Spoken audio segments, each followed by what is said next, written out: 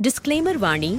यह कहानी गरीबी, असमानता और सरकारी उदासीनता की कठोर वास्तविकता को दर्शाती है। पात्र और स्थान काल्पनिक हैं।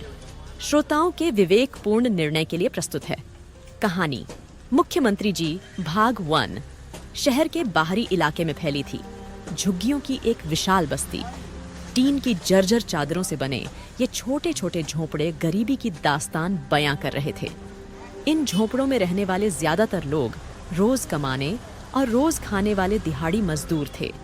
गली के कोने पर चाय की एक छोटी सी दुकान थी जिसे मनोहर चलाता था।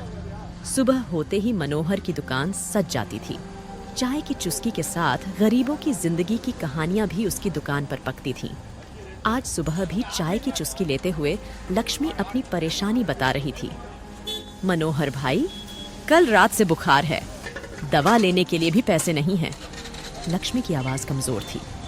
मनोहर ने हमदर्दी से कहा, परेशान मत हो लक्ष्मी, थोड़ा आराम करो, जल्दी ठीक हो जाओगी। लक्ष्मी के 2 छोटे बच्चे पिंकी और राजू पास ही खेल रहे थे। उनकी पेटी सूखी थी, लेकिन चेहरों पर भोलेपन की मासूमियत साफ झलक रही थी। कुछ देर बाद एक शानदार गाड़ी तेज रफ्तार से झुग्गियों के पास से गुजरी। गाड़ी में मुख्यमंत्री जी बैठे हुए थे। वो किसी कार्यक्रम में शामिल होने जा रहे थे। झुग्गियों के हालात को देखकर मुख्यमंत्री जी ने नाक सिकोड़ ली और मुंह फेर लिया। उनके चेहरे पर गरीबों के प्रति कोई सहानुभूति नहीं थी। मनोहर गुस्से से भरे हुए बोले, देखते हैं ये मुख्यमंत्री जी कब इन झोंपड़ों की तरफ देखते हैं। हर बार वादे, हर बार सिर्फ दिखावा। लक्ष्मी ने हताश होकर कहा, कभी तो इनकी नजरें हमारी तरफ भी पड़ेंगी मनोहर भाई, शायद तब हमारी जिंदगी में भी कुछ अच्छा हो जाए। लेकिन लक्ष्मी और मनोहर दोनों जानते थे कि यह सिर्फ एक ख्वाब है। मुख्यमंत्री जी की दुनिया उनकी दुनिया से कोसों दूर थी। उनकी गाड़ी हमेशा यही रास्ते लेती थी, मगर उन्होंने कभी झुग्गियों के अंदर झांक कर नहीं देखा था। शाम ढलने को आई, बारिश के आसार बनने लगे। झुग्गियों में रहने वाले लोग परेशान हो गए। उनकी झोंपड़ियां बारिश का ज्यादा भार सह पाने में असमर्थ थीं।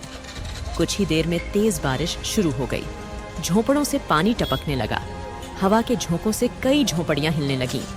लक्ष्मी अपने बच्चों को गोद में लेकर सहमी हुई बैठी थी। बारिश थमी तो झुग्गियों का हाल बेहाल था।